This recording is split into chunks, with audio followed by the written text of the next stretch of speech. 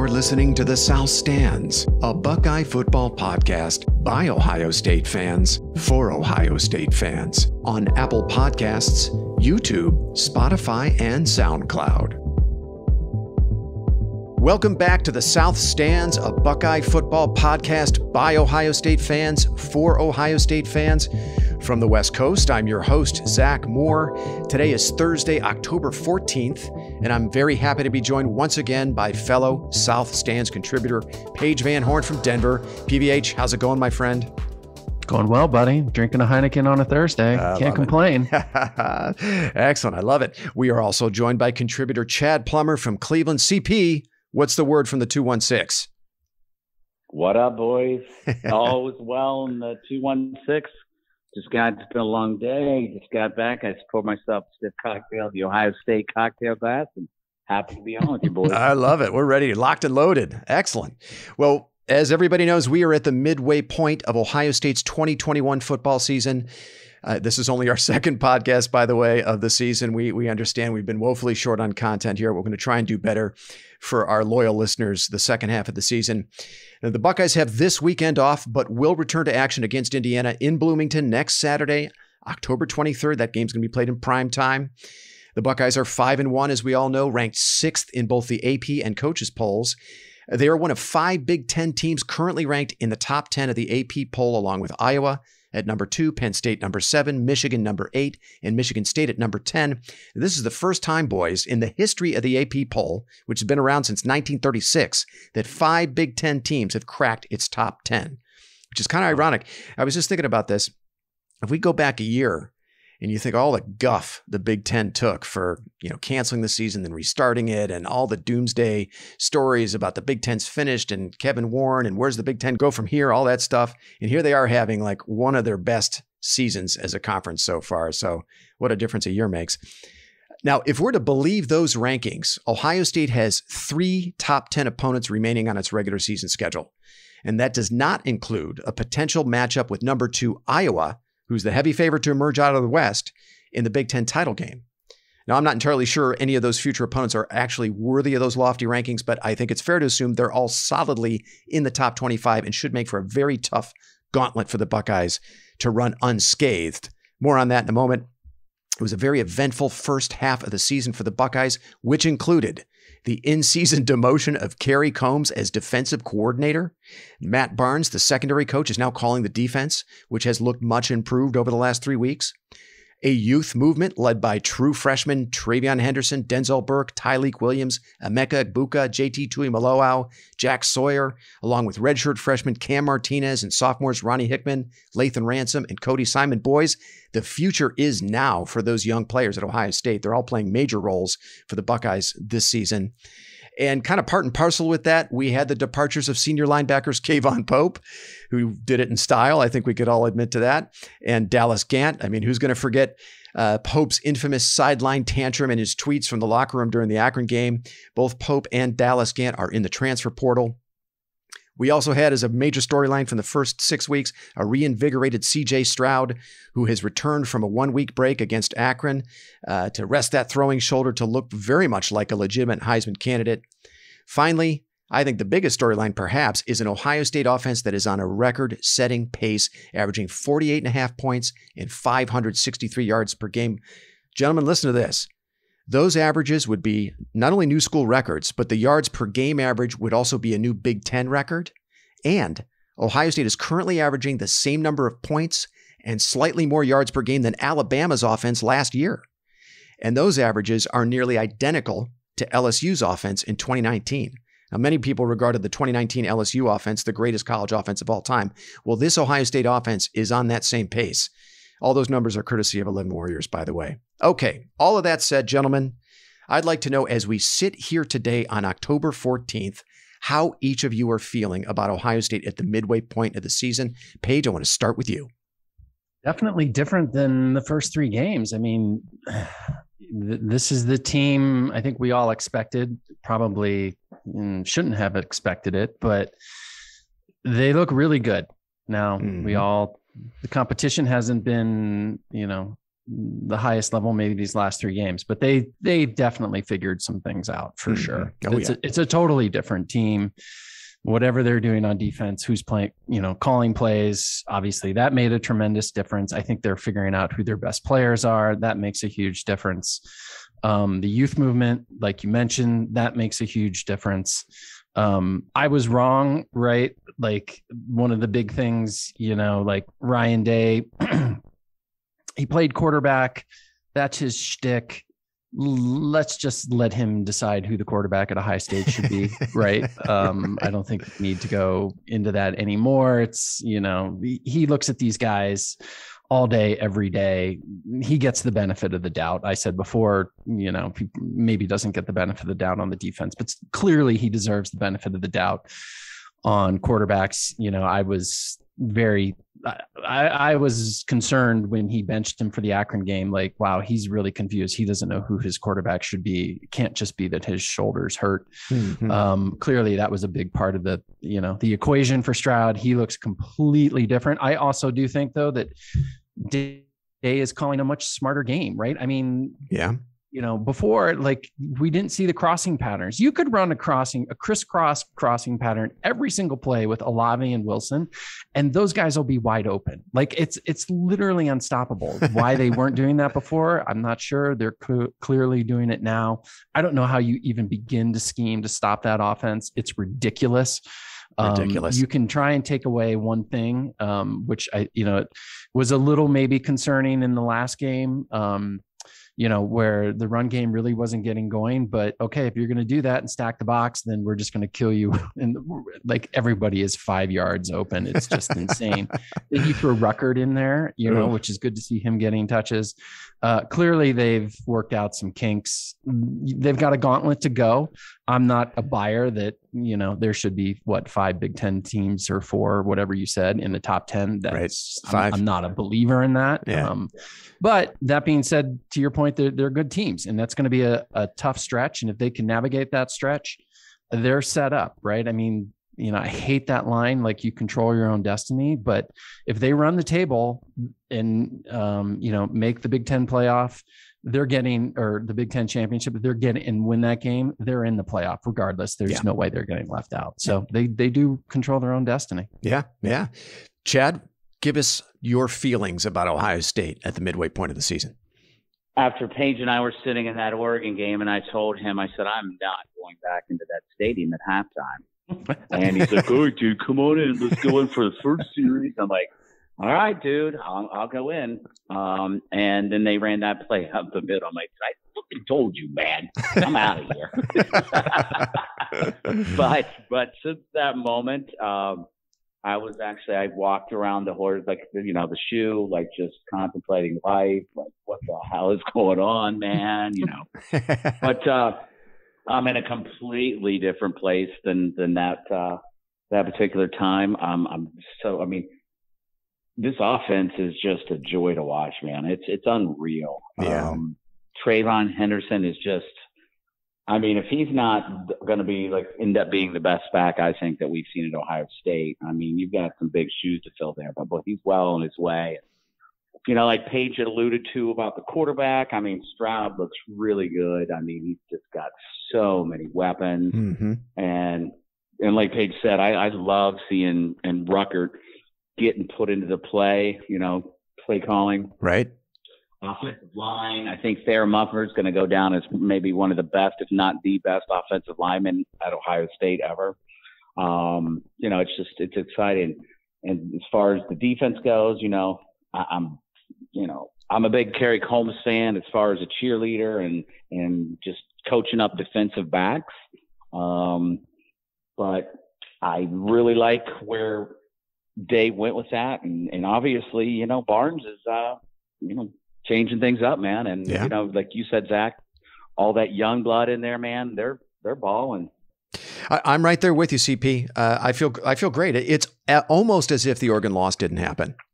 Now, obviously, Ohio State cannot lose again, but all of their goals are still in front of them.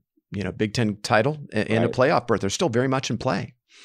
And we've already mentioned it several times, but they have the most potent offense in the country. They have a national championship level offense in an era of college football where you have to be great offensively, just the way the game is played, rules changes and that sort of thing.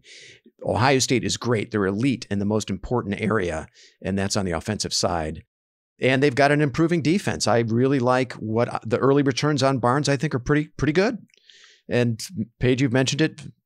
Far stiffer tests yet to come, but early returns on Barnes, very, very positive. And I think that defense is only going to keep getting better. Now, I guess the only thing, and it's been a persistent theme all season so far, that worries me are injuries, because we have had a lot of guys miss time. And that's the only thing I think that can really derail them at this point, are injuries. Well, I didn't have too many questions prepared ahead of time for this pod, guys. I thought we'd kind of, what did you say, Paige, freestyle it a little bit. Mm-hmm, I think we got to do the obligatory first half offensive and defensive MVPs. We can get to that. But I wanted to ask you guys, what has surprised you the most about the first 6 games of this Ohio State season? Paige, why don't I start with you? Is there one thing that really stands out to you as a major surprise with this team so far?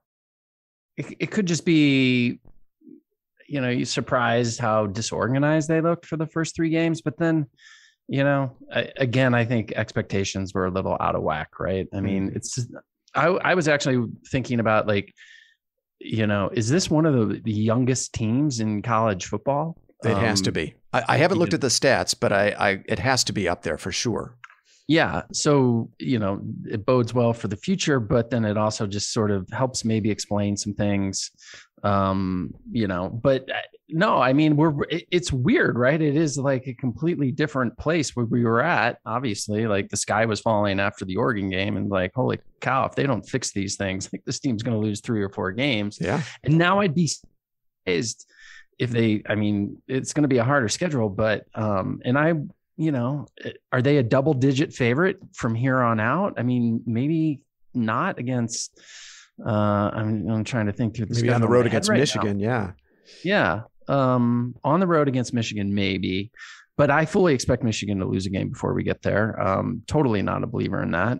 So no, I mean, it's nothing hugely surprising stands out to me. I think they're exactly where they are, where we expected them to be. It just was a little of a bumpy road to get there. Okay.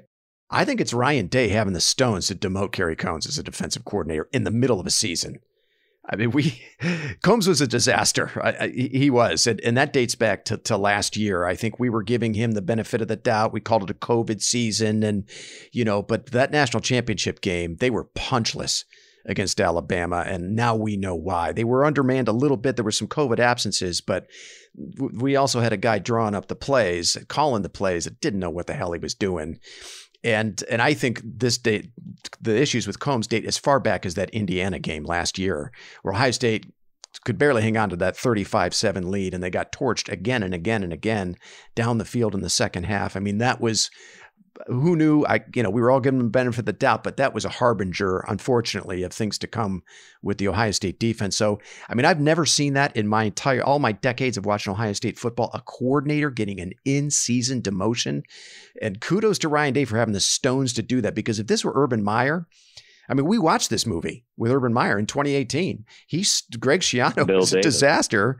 Yeah, well, Schiano, right? I mean, he was a disaster, and we just sat by the whole season and watched it be a disaster defensively. So kudos to Ryan Day for stepping in, realizing, hey, I got guys like Garrett Wilson and, Chris Olave, Jeremy Ruckert, all these seniors coming back for another run at a national title. I've got this loaded offense. He knew what kind of a special offense he had returning, and he wasn't about to let it be wasted by what was happening on the defensive side. So huge credit to Day. I found that very surprising that he had the stones to demote Combs.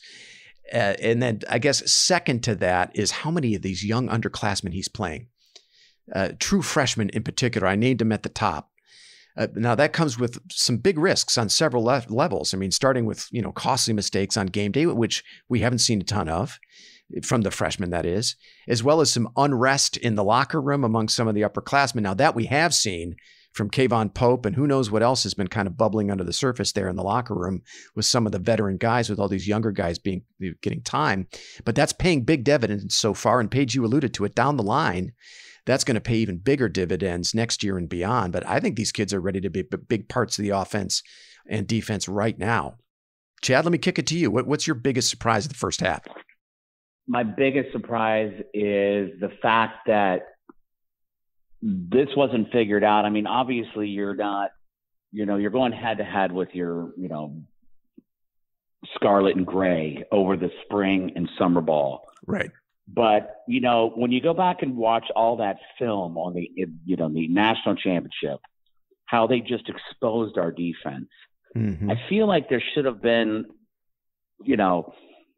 those adjustments were made prior to the start of the season. Yeah. I mean, I can see some of them not being fully, adjusted, but I feel like the schemes, when we started out that first game, I mean, against Minnesota, I mean, look what they did to us. I mean, those were the same schemes that we were doing it against Alabama. Yeah. So I'm not quite sure why that wasn't figured out from the time, last January until, the second game of the season. Yeah. I guess that's the biggest surprise for me. Yeah. Now, I'm super stoked that, they were paid now, but, we didn't have to lose to Oregon. But, I could say on the flip side of that, it's like what you just alluded to, Zach, about the young kids getting in there. I mean, maybe that had to happen, but, but I think that's one of the biggest surprises for me, that how these adjustments were made, over the spring and summer. But yeah, so we had kind of the same. We're kind of in the same vein, I think, you and me, CP, about ultimately this falls to Combs, right? And the lack of preparation, the total disorganization in game, the hockey line substitutions, guys getting time that clearly don't like the Legion Cavazos and guys like that, clearly not ready to be out there and playing ahead of much more productive players. Yeah, I mean, I think I'm right there with you. Yeah. Stunning. And just as you said, Cavaz, like Ransom and those guys. Now, if Combs would have just been focusing on those defensive backs, I mean, look at the guys he's put in the NFL that have been like Pro Bowlers and, whatever. Like, right. I mean, you could go on, the list could on and on. So, I think he's now where he belongs. And, I mean, is this his swan song? I mean, is he going to be out of here? But that's a good question. You're paying the guy $1.5 million, but maybe, I mean, does a guy like that, that just left, Vrabel and the Titans to come here, does he accept taking a pay cut down to $900,000 to coach just the defensive backs? I mean, I'd love for that to happen, but yeah, I doubt it. Did you guys hear his press conference today? Or earlier this week, the interview with him? 2 days ago, yeah. 2 days ago? I mean, come on. Yeah. Yeah, what did you think of that, You Paige? weren't impressed, Chad? I mean, dude, I think the guy's I think he's a solid cat, and he's very passionate about what he does. Right. I mean, come on. I don't know why that even happened, in the middle of, where we are. I mean, I know, the press, those reporters, they're all, up in, they want to know what's going on. Are you still involved with this? That's great. I mean, I feel like they should have just been we'll address this at the end of the season. Well, it was. It was. Go ahead, Paige. It was a good life lesson, right? Like when he talked about, adversity and guys losing their starting job and, having to give bad news to players and stuff like that, and how he accepted it. That message resonated. And I think it was really powerful. And I give the guy a hell of a lot of credit, for saying it. The bigger picture, though, is what we were talking about before is, okay, what happens in the future, right? So are we admitting you were completely, over your skis on this and you've lost that job or that title, and what is your role moving forward? I think that is, the bigger question. That's TBD. I give him credit in, how you face adversity in life is what he was talking about. Right. As coaches of these kids, that was great. And but that's in a vacuum. What happens from here? What is his role? How did we get here? And it's funny because Zach, you guys both brought up the same thing. You spun it in a positive way. Chad spun it in a more negative way. And that is something that's got to be addressed moving forward by Ryan Day into the future. To me, after I kind of thought about it and reflected on it, listened to it again, I thought maybe Combs is speaking more to prospective employers in that soliloquy than he was to his team. Maybe it serves both purposes. But I mean, clearly he came off as a guy that he's clearly confident in his abilities. I didn't get the sense, though, that he really felt like, Ryan Day did the right thing. Like, I would love to give him truth serum and ask him, like, do you still think you should be calling the plays? But yeah, I don't know. I mean, right. I mean, what's he going to do? Of course he's got to play it the way that he's playing it. He's getting paid $1.5 million. He's getting paid $1.5 million. He's going to sit up there and he'll tell you that the sky is purple if he can keep his job. I mean, come on, let's be honest about it. He was a high school coach 5 years ago, right? 6 years ago. I mean, that's a ton of money. And you know what? If he takes a demotion down to $900,000 or however they play it, he's going to take that job until something better comes along. Yeah. I had a flashback again, like we don't want to go back and revisit it, but there was one play in the national championship game where Tough Borland was running behind Devontae Smith. Like he had coverage, responsibility for Deontay. Like, what the fuck are you doing? And it's like, so the red flags were there. And, you gave him the benefit of the doubt. Ryan Day obviously did. Clearly, to what you just said, Zach, he couldn't coach a defense out of a paper bag. He couldn't do it. Yeah. Yeah. So I guess I appreciate what he said, but that's what I would expect of Kerry Combs, to be an adult about this. He failed at his job. I mean, let's just be honest. That's what happened. He failed so badly at his job that he had to be replaced in the middle of a season. And, I appreciate that he's hanging in there and for the benefit of the kids, benefit of the team, but that's what he should do. If he wants to be employed again by a decent program or to go back to the NFL, you got to grin and bear it and do your best to coach through the end of the season. Now, it was notable at the end of his soliloquy there that he said something like, I'm going to fight and scratch and claw and work as hard as I can to help this team win as many games this season. He was clearly kind of hung out there like a sore thumb, right? That he ended it with, through this season. I think he's gone. I don't think there's any way he sticks around. I think he's on the first train out of there. Maybe it's back to the NFL, maybe a smaller program. Maybe see you later. Yeah, a lower level FBS program or an FCS program will come calling and offer him a coordinator job or something. But I can't see how he stays. I don't know. I don't know that I necessarily agree with you that he'll be gone. He definitely won't be the defensive coordinator. But if they said, hey, you can stick around and, make $800,000 and do your old job, he's not getting any DC, jobs, not by any Power 5 school, in my opinion, after that performance. Yeah. Well, yeah, I agree. I don't think he's maybe like Jack said, like some FBS school, but no other Power 5, no big program is going to, after that debacle, is going to be, oh yeah, hey Kerry, come be our defense coordinator. It'll be interesting. So you guys both think he ends up sticking around. Paige, is that where your money is, and Chad as well? You guys think he sticks around with the demotion beyond this year? With the demotion, right? Yeah, and I don't know how those contracts are structured, right? They guaranteed. I don't think they are and stuff, but I mean. I bet you that, wouldn't you, if you were him, he's like, oh, sorry, you're not going to make 1.5. You're going to make $800,000. I mean, it's still a ton of money. And I don't know that he's going to have a whole lot of options unless Day is so pissed at him. He's like, just get out of here, which is possible. My opinion is that we know the guy can coach defensive backs. There's no disputing that. There's no doubt. And he can recruit too. One of the best in the business. Yeah. Yeah, exactly. Yeah. There's a lot of those recruits that'll tell you they came to be because of Kerry Combs. Mm-hmm. And so, Paige said, the $800,000 or $900,000. Dude, you I don't know what kind of aspirations you have, but you're an Ohio State man. You know what? Take the pay cut, dude. You're in over your head. Mm-hmm. Barnes is this young and upcoming guy, just sees things differently than you, as a defensive unit, making the, calling plays. And let's just have you concentrate on the defensive backs. That's your niche, buddy. So just, Yeah. But, I like you said, I wanted to give you props on that. And you said that earlier, Z, about fucking Day having the stones to do that. It's just fucking, a lot of head coaches wouldn't do it. I love Ryan Day, and I loved him even more after that. Very, very Nick Saban-like to make that type of an in-season change, Exactly. whereas so many others, including Urban Meyer, would have stood idly by and done nothing about it until the offseason. And it could very well have costed. Well, it did. In the 2018 season, it cost Ohio State a shot at the playoff. The defense did. They were an abomination against Purdue in the loss to Purdue. They were also an abomination in that win over Maryland.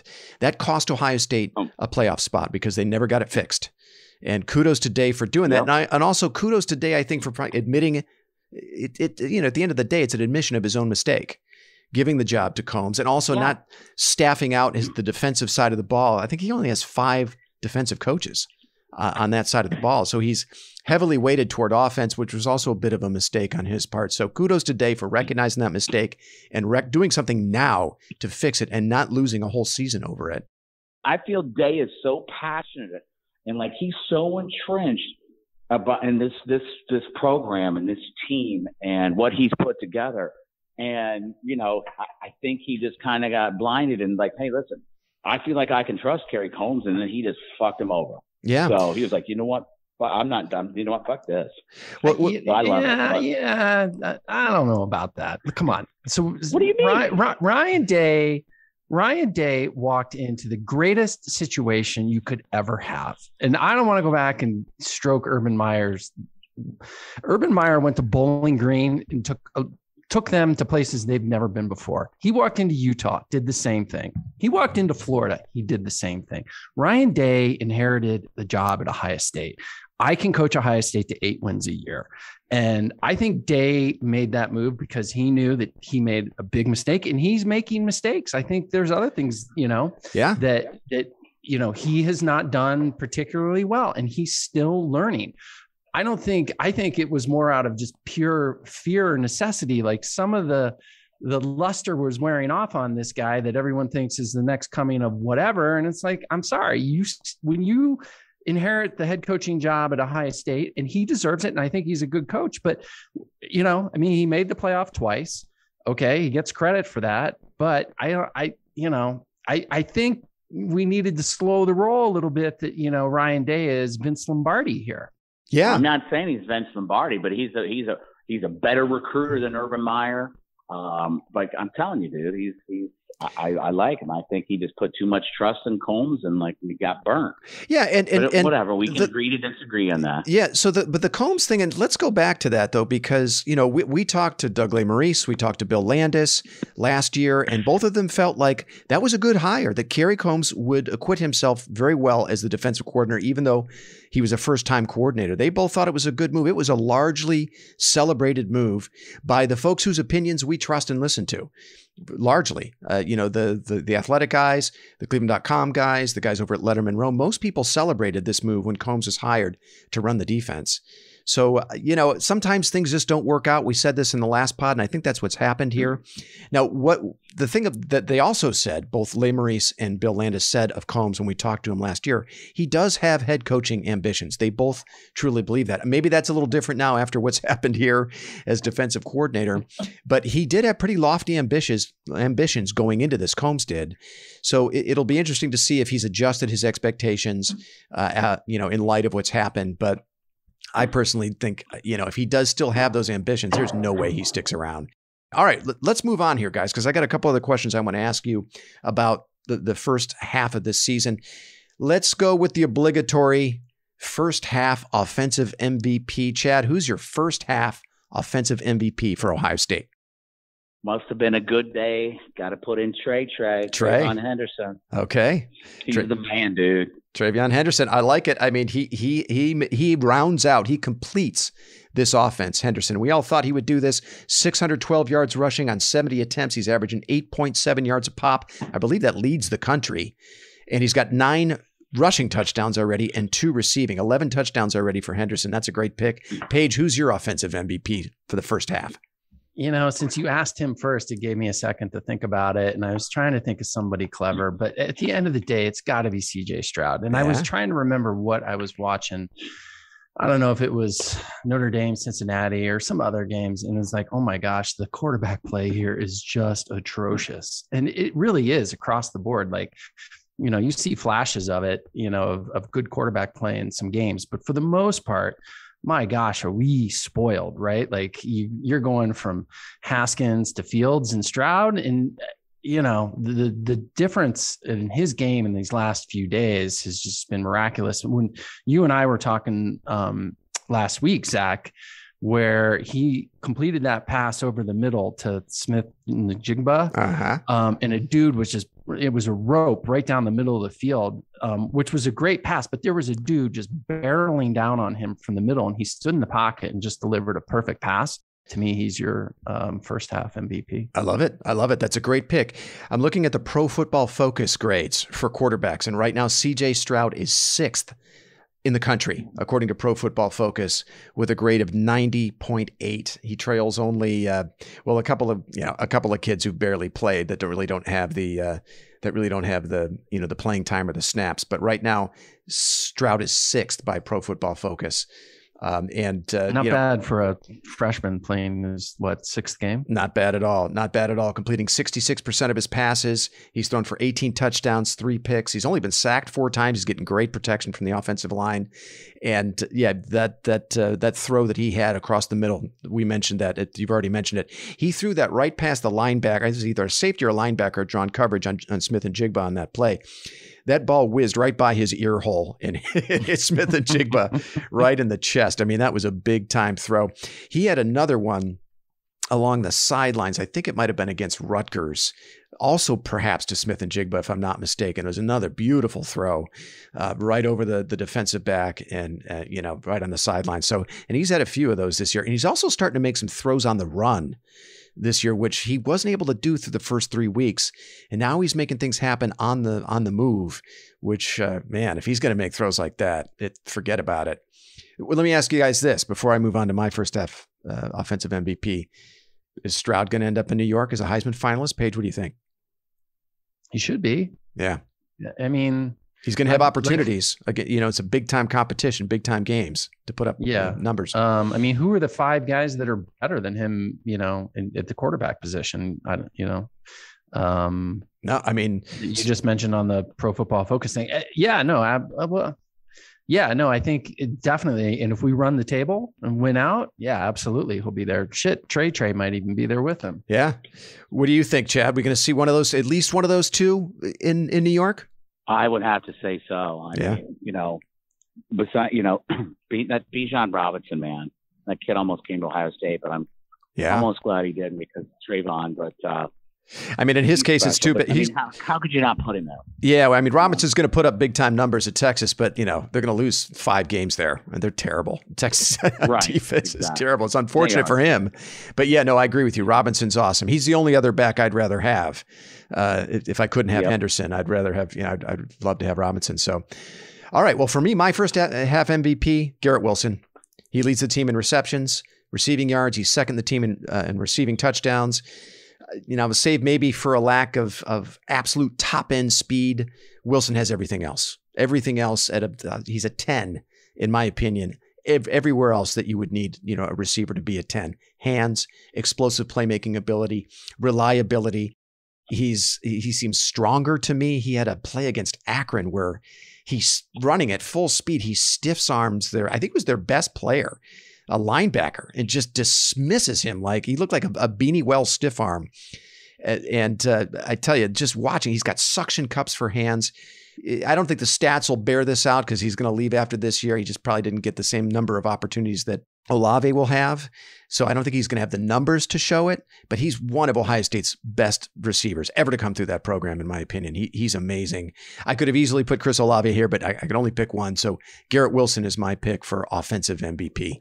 Yeah, you could make it'd be like when you would have 2 Santonio Holmes on the same field, right? I mean, that's what Olave and Wilson are, right? I mean, in a normal reality world, I mean, you wouldn't have two all-world guys like that. So it kind of takes away from, but you're right. Like he is just amazing, as is Olave. Yeah. Let's not discount Smith and Jigba, man. He's great. He's fucking solid, dude. He's going to put up some nice numbers, Smith and Jigba. I mean, he might very well, all three of them might end up with 1,000 yards receiving before this season's up. Now they're going to be seeing better defenses this last 6 games, but I mean, I just think, I mean, right now, Smith and Jigba, 452 yards receiving.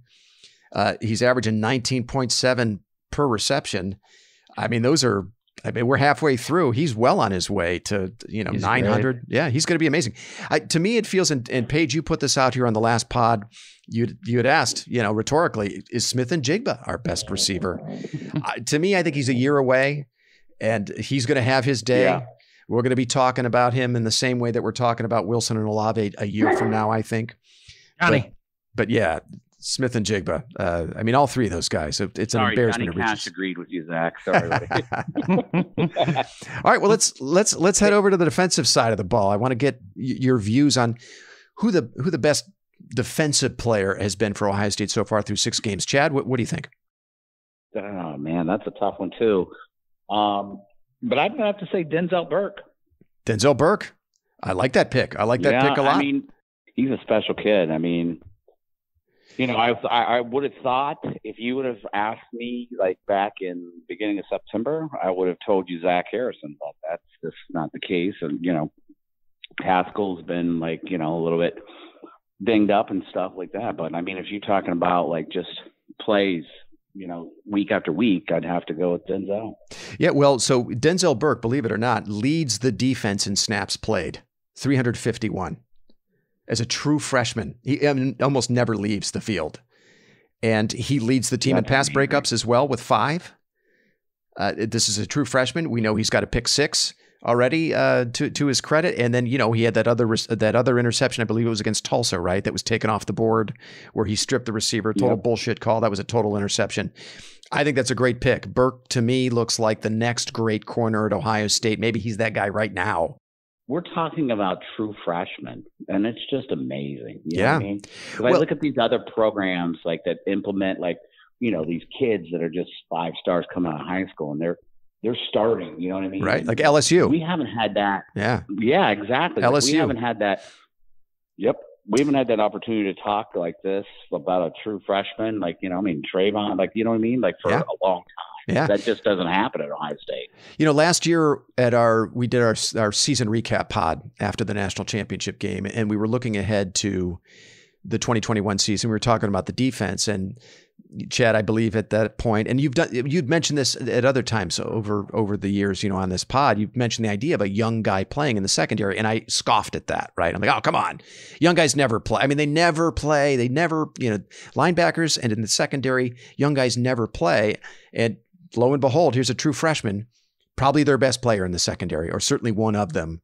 So credit to you, Chad. I didn't think it was possible, but here we are watching it right now, happening before our eyes in the 2021 season with Burke. Paige, how about you?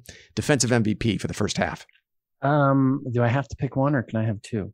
You can have 2 if you want. I mean, I think it's Haskell. I think Haskell is a disruptor. He, like a lot of it might not even show up, right? But, he's just stuff in the middle, or he's putting some pressure on the quarterback. He's huge. But the other guy that I think I would say is Steele Chambers, because he solidified something that, has been a problem for a lot of years, which actually, though, I digress because it makes me want to give a shout out to the Bell Pre-Daily Beast. Did you see the game that Pete Werner had a couple weeks ago? Like for the Saints? Didn't he have like 14 or 15 tackles? Yeah. Yeah. And I scoffed at Chad when hey, Pete Werner's going to be a first round draft pick. Shows you what I know about football. Everyone should stop listening to this podcast right now. But I think what Steele Chambers, he's brought some stability to the linebacking position that has been sorely needed.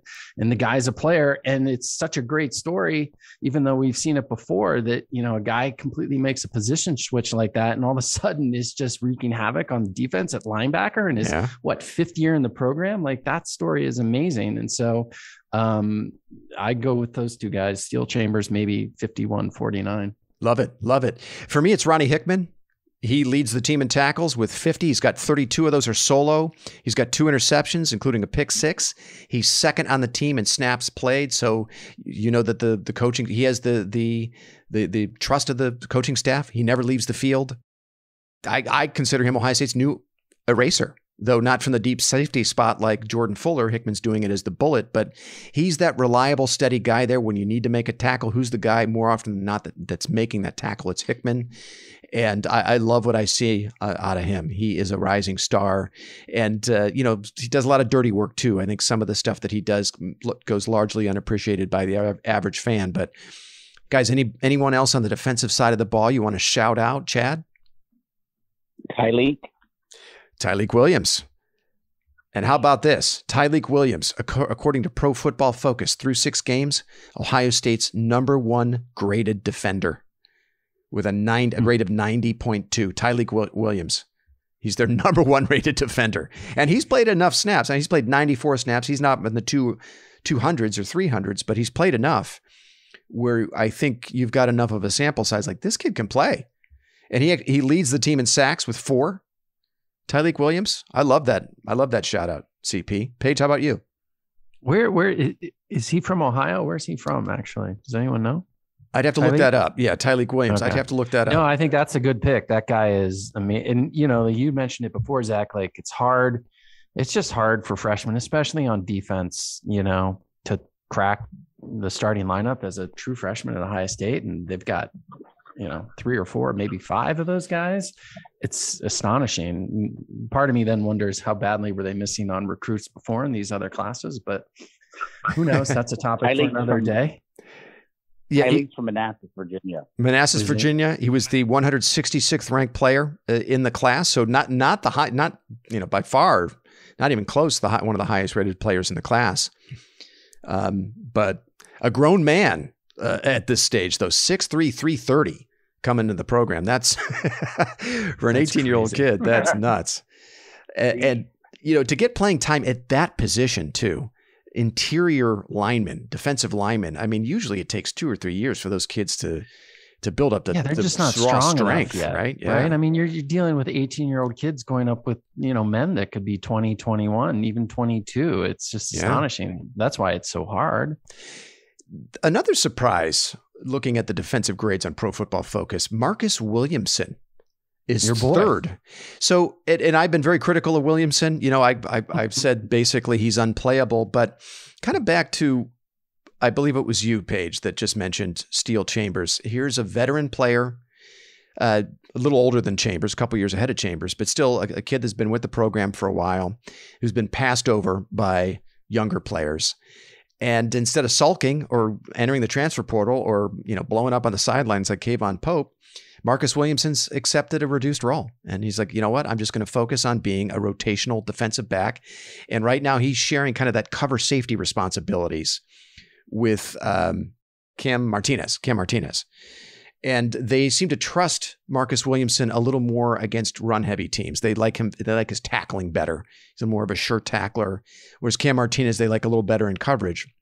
But, if you're Williamson, you're heading into this year, you're a super senior, you're taking advantage of that extra year of eligibility. You've got expectations that you're going to be a starter or at least play significantly. And here you are sharing time with an underclassman, a redshirt freshman in the case of Martinez. So kudos to him for accepting that reduced role and actually playing really well in it, because the truth is you need veteran guys, veteran rotational players that are going to perform, they're going to give you that you can trust. I wanted to go back to one thing that we have not seen in the last, I can't remember when.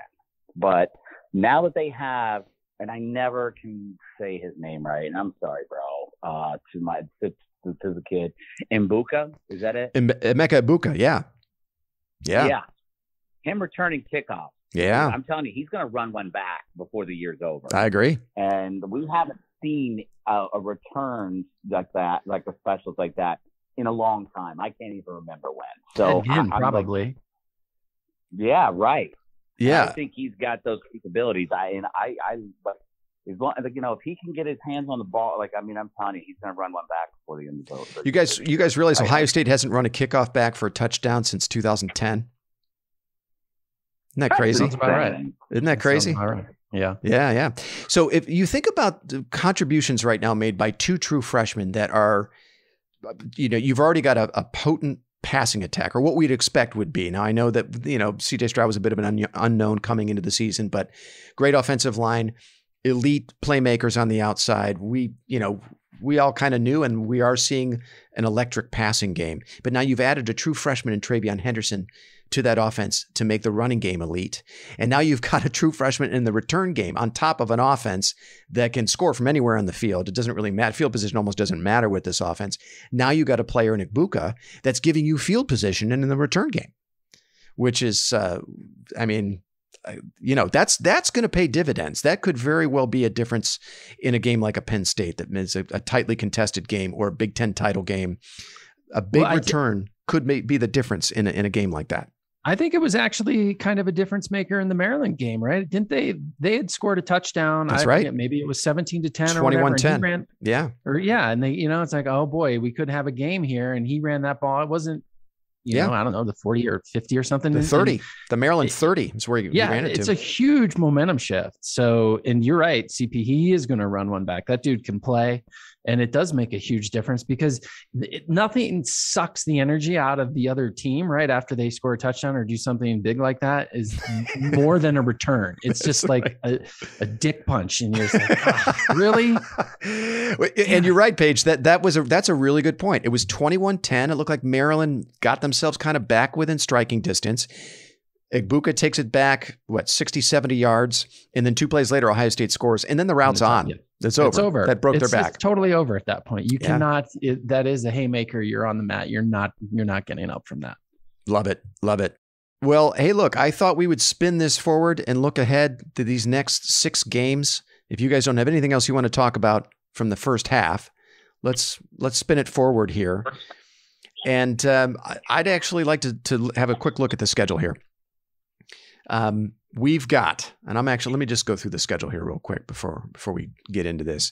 So Ohio State has left on the schedule October 23rd in Bloomington. That's a week from Saturday. That's going to be a night game in prime time. Then they got to be there. You're going to the game, CP. Yeah, I'm going with Kirk Kramer. Kramer. Ah, nice. Okay. Excellent. Hey, well, look, Indiana can still play some defense. And, they still have Ty Freifogel, who torched him last year. So, it's been a disappointing season to be sure for Indiana. Michael Penix, we'll see. I have no idea if he's done for the year. He's hurt again, but I would expect that to be, Ohio State can't mail that one in for sure.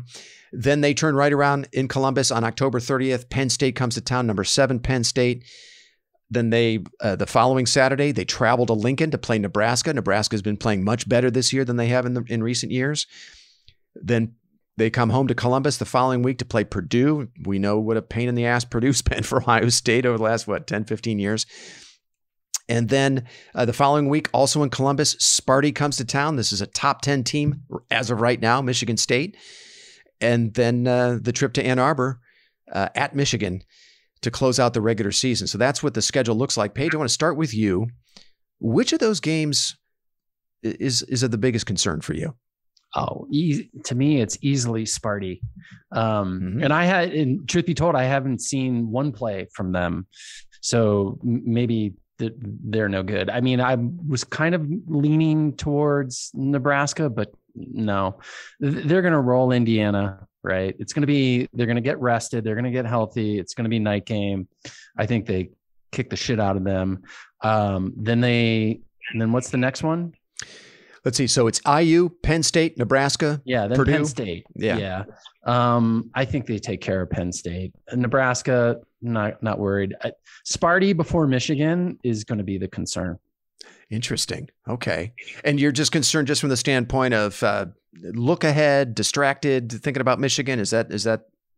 I mean, concern for you? I mean, my concernometer is about a 5. I'm not that concerned, but they ruined our season once, right? In 2015. So they could do it again. And again, truth be told, I have not seen one play from Sparty this year.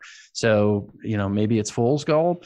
But as I look at the schedule, that's my biggest concern. I don't believe in Michigan. I think Penn State's good, but I don't think they're at our level. No, to steal your line, Zach, nobody on our schedule has our ceiling. And if this team keeps rolling and hits the ceiling, then none of these games goes above a 5 on my concernometer.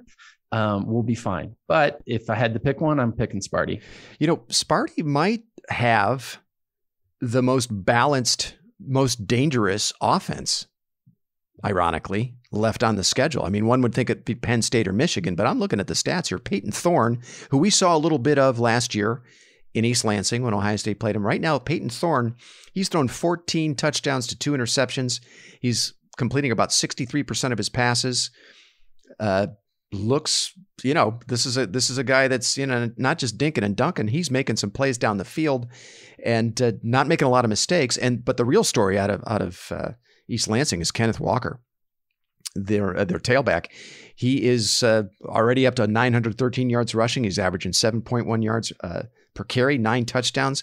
Very balanced offense. And they also have a playmaker in Jalen Naylor at receiver, who can do some things for them as in the passing game. So just, when does Sparty play Michigan?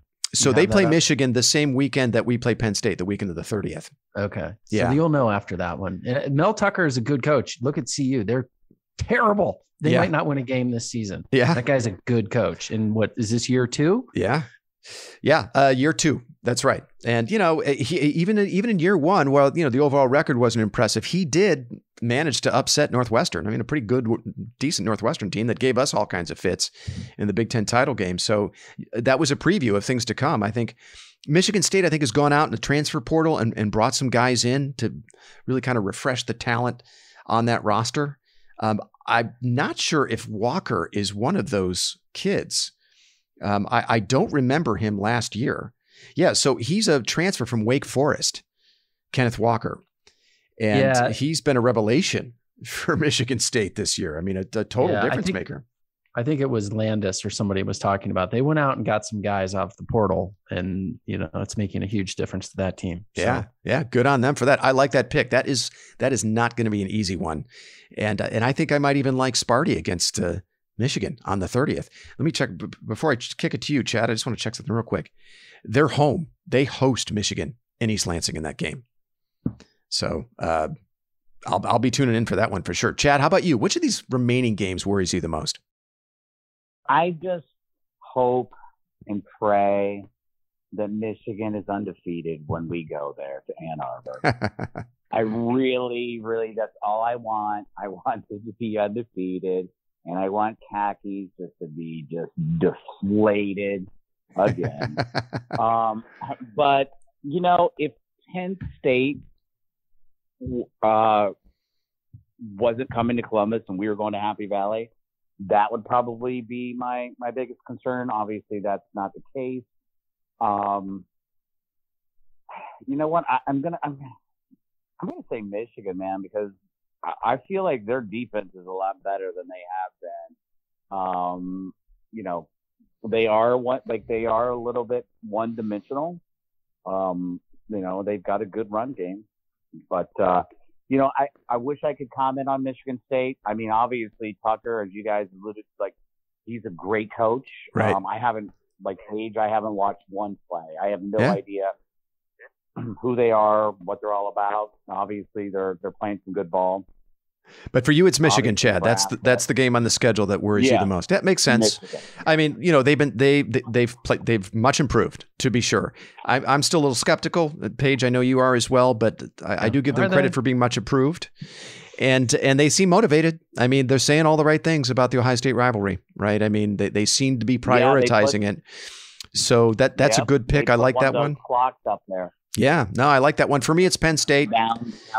Yeah, for me, it's Penn State. Yep. And I think largely because of how well they played us since James Franklin took the helm. I know that's not an original thought. I've been saying that for the last couple of years. There wasn't much of a fight last year in Happy Valley, but we kind of caught Penn State at the right time early in the schedule. They had a lot of issues early on, but then really started to play up to their potential toward the end of the season. I think they closed the season winning four in a row. So I know that game's being played in Columbus, But I think Penn State's the most talented team left on Ohio State's schedule. I think they've got, and they match up defensively pretty well with us offensively. They've got a good secondary, although we didn't have a problem with that secondary last year. Olave and Wilson didn't. But looks like maybe Sean Clifford isn't the hapless, mistake-prone quarterback this season that he's been the last two. I mean, we saw what a difference he makes for them after he left that game against Iowa last week with that injury. I mean, Penn State was up 17-3 in that game and in total control before he went down. So, will he be back for the Ohio State game? Nobody knows. I have not heard anything, and we know it's all cloak and dagger. They're not going to share anything about his injury. We probably won't know until Penn State takes the field. I believe they have a bye this week as well. I'm not sure who they play next Saturday, but we probably won't know until then. I do want to mention a second game that concerns me, if you guys will indulge me, and that's actually a game that doesn't yet appear on the schedule, which would be December 4th in Indianapolis. That would almost certainly be against Iowa. I think that's what we're all expecting, Iowa to come out of the West. That certainly the schedule sets up for them to be the representative out of the West. And the reason that game concerns me is because it would follow back-to-back slobber knockers against Michigan State and Michigan. And, I don't want to get too far ahead of myself, but that stretch right there, Michigan State, Michigan, and then, a likely matchup with Iowa in the Big Ten title game. I mean, that's like that Penn State, Michigan, Wisconsin gauntlet we had to run back in 2019. Yeah. And if you guys remember, we were worn out by the time we took the field in the Big Ten title game against Wisconsin. And we were beat up by the time we took the field against Clemson in that national semifinal. And that was one of the worst games Ohio State played that entire season. And I think it was largely because they got the shit beat out of them those last 3 weeks. They were licking their wounds. I mean, this stretch, this potential stretch, Michigan State, Michigan, and Iowa, I think it's even tougher than the one we had to run in 2019 to end the season. So I guess second to the game we know for sure they're going to play, Penn State, it would be that game should they get there. Ohio State, man, and they've been injury prone all season. That stretch is going to test their depth and their toughness more than anything. We owe the Hawkeyes one as well. Oh yeah, we do for sure. But and they're like, you figure they're pretty much they have I really haven't looked at their schedule, Zach, but I would imagine they can't have a lot of they don't. I'd looked at it. It's a cakewalk. It's a cakewalk. Yeah, it's a cakewalk. They legitimately could be number 2 team in the country when we play them in the Big Ten championship. Now, obviously. Oh, for sure. I mean, they could even be the number 1 team in the country. Who knows, depending on what happens with Georgia and, which would be ridiculous. Exactly, dude. But it is interesting though, because of the way they play offense. I think that while the schedule, we're not looking at world beaters, the rest of that schedule, I do think they're vulnerable because of the way they, there's not a lot of margin for error when you don't move the ball. You can't move the ball, in the way that they struggle to. And you rely so heavily on turnovers because there is a luck element to that. As great as that defense is, clearly they have a knack for forcing turnovers. But did you guys notice, and I pointed this out over text, I think they're only 11.5 point favorite at home to Purdue this Saturday. Is there any chance, do you guys think, Iowa?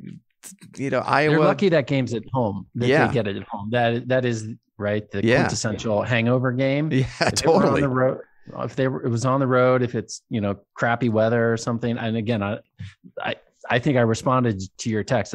I didn't even realize Purdue still plays football. I haven't heard one thing about Purdue football in the last decade, other since they beat us. But if it weren't at home, I would agree with you. But I think they get lucky that they get them at home. Yeah, and they'll pull it out. They play us tough regardless. I mean, they that's the one thing about the expansion that's been a bit of a disappointment. Well, more than a bit of a disappointment. Ohio State has to play Rutgers and Maryland every year, and they go 6-7 years, in between dates with Iowa. To change that. That's ridiculous. It's ridiculous. It's ridiculous. If you think about this, I remember 2009, 2010, they had back-to-backs with Iowa. The 2009 game went to overtime. Ohio State wins it by a field goal in overtime. It was a great game. Iowa came back, from a 2-touchdown deficit in the fourth quarter to tie the game, send it to overtime. I was sweating bullets watching that one. And I think also their starting quarterback was injured and they had to go with this, unproven like redshirt freshman who balled out for them. Following year, 2010, we go to their place. We go to Iowa City. We have to win that game. I think Terrell Pryor has a scramble on 4th down on the game-winning drive. It was like 4th and 15. Ohio State gets out of there by the skin of their teeth in another great game in Iowa City. Since that back-to-back, Ohio State has played Iowa twice. Played them. That's ridiculous. 2013 in Columbus, another good game that Ohio State won by 10, but it was a ball game well into the fourth quarter. And then, of course, the blowout debacle in 2017 when we get run out of their stadium. That is one of the best. I mean, some of the best Big Ten games of all time have been between those two schools. I think it's a huge swing and a miss by the conference that game is not played more often. Sorry, that's a whole. Well, it goes down to expansion, which is what you just said is just more reason than enough. Please don't bring in like Kansas. Please don't bring in any other schools, right? Because it only dilutes the brand, right? Yeah. There's nobody out there worthy from a football perspective that you want to see Ohio State play. And I actually, until you said it, I actually hadn't really thought about it, but we miss out on those games. Yeah, and absolutely. Playing Rutgers and Maryland every year is it's a waste of time, right? Because you're going to play the Buffaloes and the Akrons because that's the way the system's set up. Right. But my God, don't make it worse by bringing in other crappy teams and get rid of the leagues because it is so top heavy. It's ridiculous. I mean, look at it. I mean, you have East versus West, like that needs to be addressed. Yeah, no, I agree. We kind of taken a tangent here, but I agree with you. I mean, I think Ohio State should play at least between the two of them. They should play Iowa or Wisconsin every year. Every year they should play one of those two schools every year. There's no excuse for them not to be playing one of those two schools. Just to finish where we went originally, we were looking at the rest of Iowa's schedule. They're not playing any world beaters. Purdue at home this Saturday. Then they travel to Wisconsin. Wisconsin, clearly a down year for them, although that'll probably be a close game because Wisconsin does play good defense. At Northwestern, they're a train wreck at Northwestern. Hot garbage. They get Minnesota at home. Then Illinois at home, who's terrible. Then they travel to Nebraska, which could be a tricky game. That's like that could be it. Yeah. The Nebraska's they're much improved. That is a rivalry game. What are they? I think they play for a giant husk of corn or something. But so at first glance, it's a giant brisket, or a prize cow or something.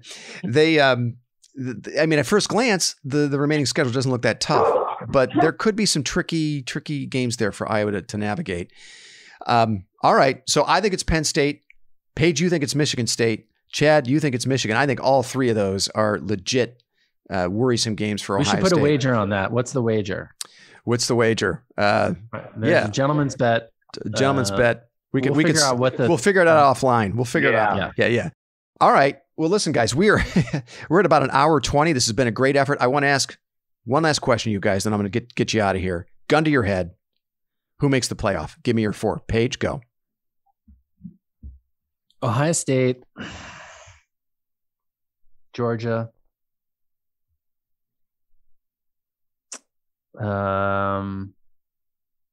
Shit, I wasn't ready for this. Ohio State, Georgia. Who else is good? No one else is good. I mean, you got Oklahoma out there who's managed to stay alive. You got Bama sitting there with one loss. You've got Cincinnati, who some people are enamored with. No. So my Georgia, Bama, Buckeyes, Cincinnati. Cincy. Chad? Damn it, Paige.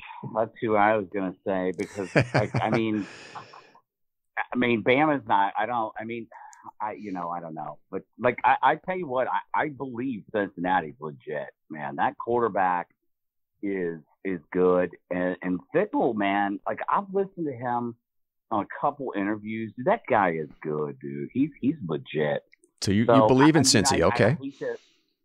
I believe in Cincy, and I honestly think that TCU might even upset Oklahoma Saturday night. Yeah. But I don't want to be carbon copy, but I'm gonna have to go with my boy Van Gundy on that. There you go, buddy. Hey, brilliant minds think alike. I like 2 SEC teams and 2 Big Ten teams at this juncture. Georgia, Bama, I think Bama edges Georgia in a classic SEC title game. They both sitting there with one loss. We know the SEC is going to get the benefit of the doubt. They're in. Ohio State, Iowa square off in a classic Big Ten title game. We know that game's probably going to be close. I mean, I think we should let go of any illusions of another 59-0 Big Ten title game, because every Big Ten title game Ohio State has played in since has been actually pretty competitive. And I think Ohio State would go into that game pretty diminished from playing Michigan State and Michigan, as I've already mentioned. Ohio State goes in with one loss. They edge out an undefeated Iowa, and I think all four of those teams make the playoff field. That's how things look to me right now. I just don't think Cincinnati's going to have the schedule. And while I think there are some nice pieces there, Fickle's an Ohio State guy, I'm just not a big believer in Cincinnati. I'm just not. I was at that game 2 years ago in the shoe. We beat them 42-0. That was a good Cincy team. That team won 11 games. They did not belong on the same field as Ohio State. And I can't help it, that image that day, that 3.5 hours that day, I just can't erase that from my memory when it comes to Cincinnati. And maybe that's not fair, but they just don't have the schedule. I just wouldn't think they deserve to get in over some of these other schools. Wait a minute. Did you just say Ohio State and Iowa? I did. Do you really think Iowa's the second best team in the country? Do you think they're a top 8 team? No, I don't. Their defense is like as good, almost like they're just below Georgia. The defense is great. The defense is great, but I'm looking at that remaining schedule, which we've all just discussed, that there are some tricky games in there they have to navigate, but one would expect they'll be favored to win those games and probably will win those games. They're undefeated 12-0 going into the Big Ten title game. They get edged out by an Ohio State team who everybody believes is, one of the top 3 programs in the country. I think they put Iowa in. And I think Oklahoma's going to lose a game or 2 games before the end of the year. They've been playing with fire. I know they had the young freshman quarterback step in. It looks like they're going to have a quarterback switch there, and maybe they'll be better because of it. But so 2 things. I remember reading about that guy. That guy's the real deal. Yeah. That Caleb Williams. Caleb Williams, yeah.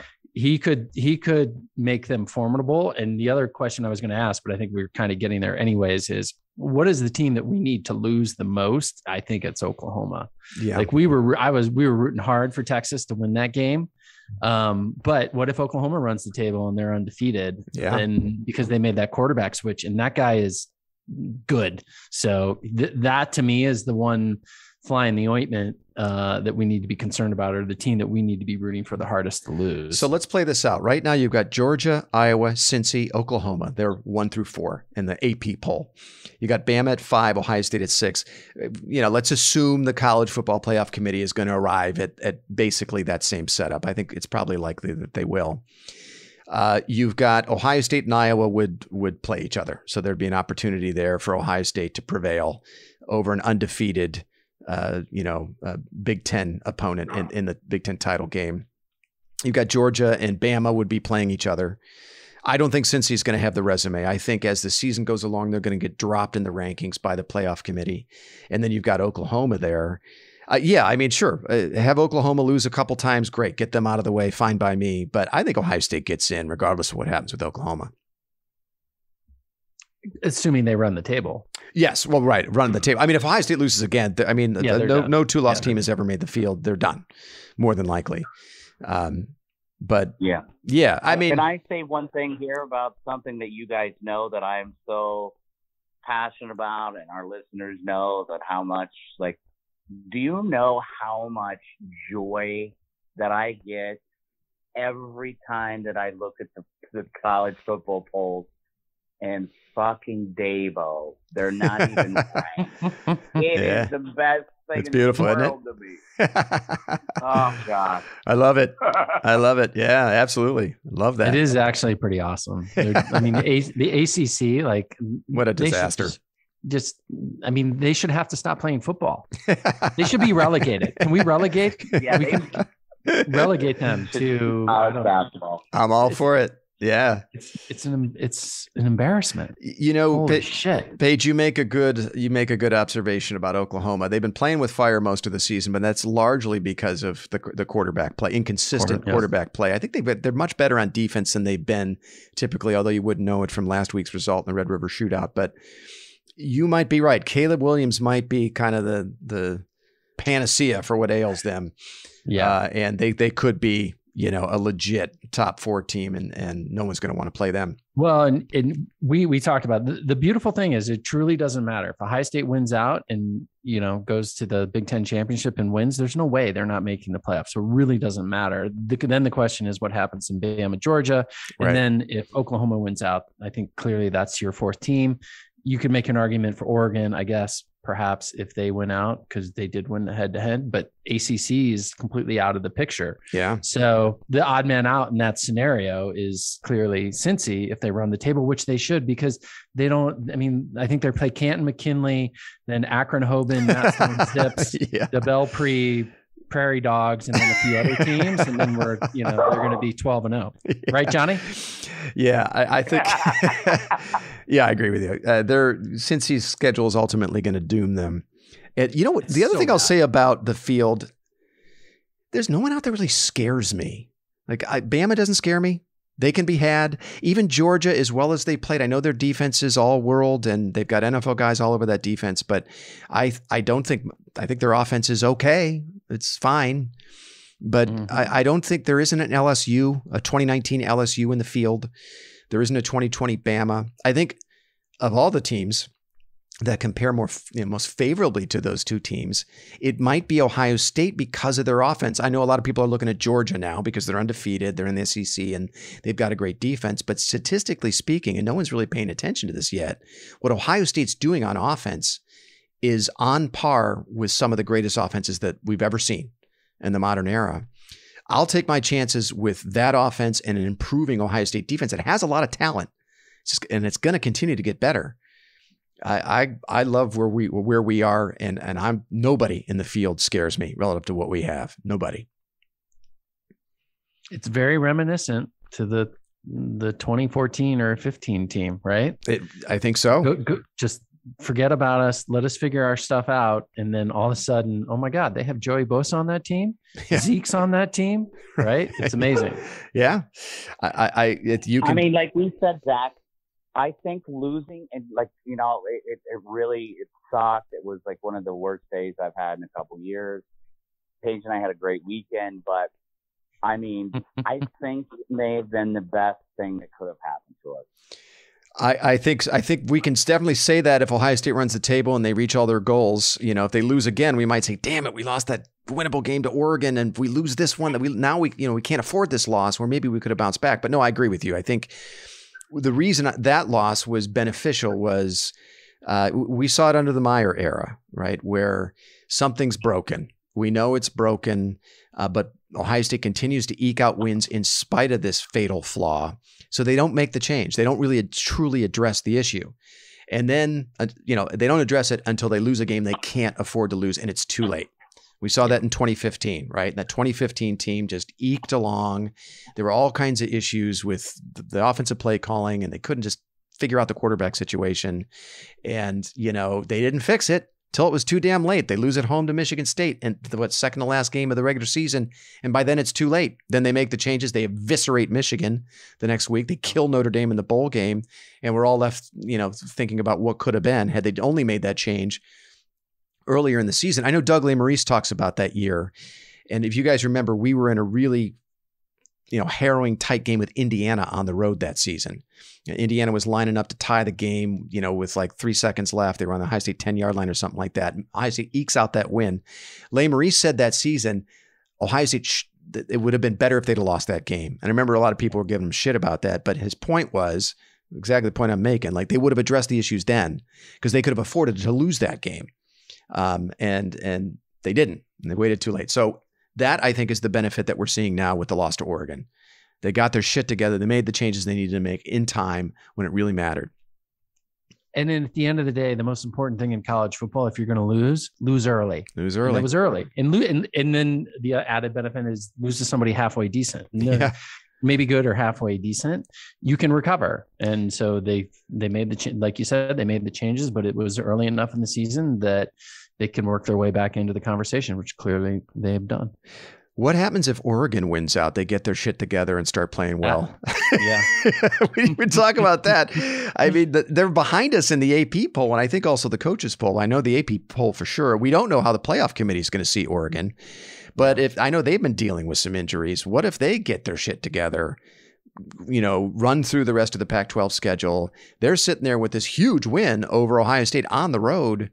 That could be a problem with that. Do you want to talk about a team that we need to lose? Let's have Oregon lose, please. Yeah, one more time. Totally. Yeah, that's the other one, and that's an argument, right? Head to head matters, and the people. And I tend to think Ohio State. It depends how we play.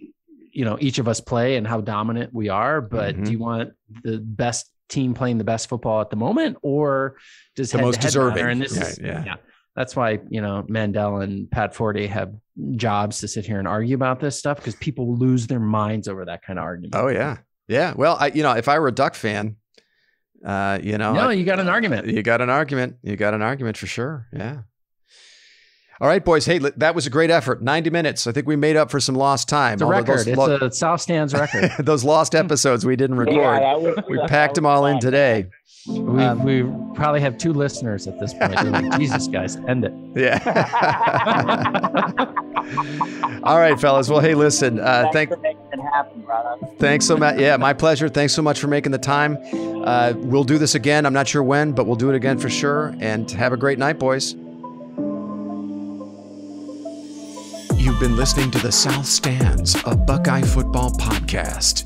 You can follow us on Twitter, Instagram, and Facebook, and visit our website at southstandsosu.com.